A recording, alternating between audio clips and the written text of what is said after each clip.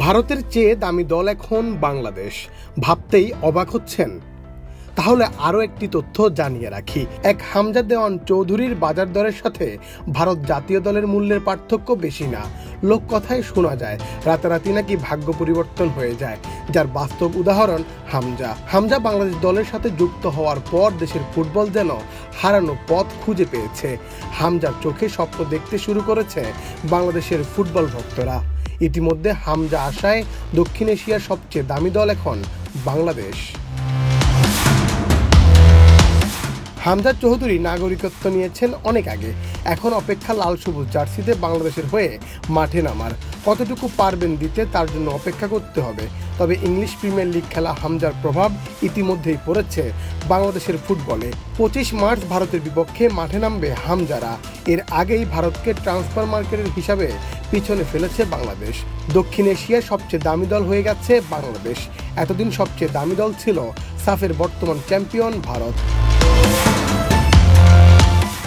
আন্তর্জাতিক ফুটবলের দল বিষয়ক ওয়েবসাইট ট্রান্সফার মার্কেটের হিসাব অনুযায়ী ভারত স্কোয়াডের মূল্য 5.53 মিলিয়ন ইউরো, যা বাংলাদেশি টাকায় 73 কোটি 29 লক্ষ টাকা। অন্যদিকে বাংলাদেশের মূল্য 8.50 মিলিয়ন ইউরো, যা বাংলাদেশি টাকায় 111 কোটি 33 লক্ষ টাকা। এক হামজার মূল্যই বাংলাদেশি টাকায় 59 কোটি 64 লাখ টাকার বেশি। দক্ষিণ এশিয়ার দামি দল হলেও এশিয়ার হিসেবে অবশ্য বাংলাদেশ বেশ পিছিয়ে। এশিয়াতে দামি দলের তালিকায় 19তম স্থানে আছেন তারা। ট্রান্সফার মার্কেটের এএফসি র্যাঙ্কিং অনুযায়ী এশিয়ার সবচেয়ে দামি দল জাপান। তাদের স্কোয়াডের মূল্য 307 মিলিয়ন ইউরো। 121.10 মিলিয়ন ইউরোর স্কোয়াড নিয়ে 2 নম্বরে আছেন দক্ষিণ কোরিয়া, 3 নম্বরে উজবেকিস্তান। তাদের স্কোয়াডের মূল্য 70 মিলিয়ন ইউরো। 46.30 মিলিয়ন ইউরোর স্কোয়াড নিয়ে ইরান 4-এ এবং 5-এ থাকা সংযুক্ত আরব আমিরাতের স্কোয়াডের মূল্য 44.35 মিলিয়ন ইউরো।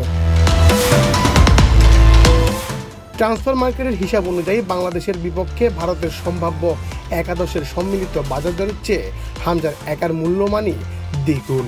ভারতের সম্ভাব্য একাদশের মূল্য 2.85 মিলিয়ন ইউরো, যেখানে হামজার বাজার দর 4.5 মিলিয়ন ইউরো। 2019 সালের 12 সেপ্টেম্বর দল বদলের হিসেবে হামজার সর্বোচ্চ মূল্য ওঠে 10 মিলিয়ন ইউরো। মুন্না চন্দ্র দাস, বাংলাদেশ প্রতিদিন।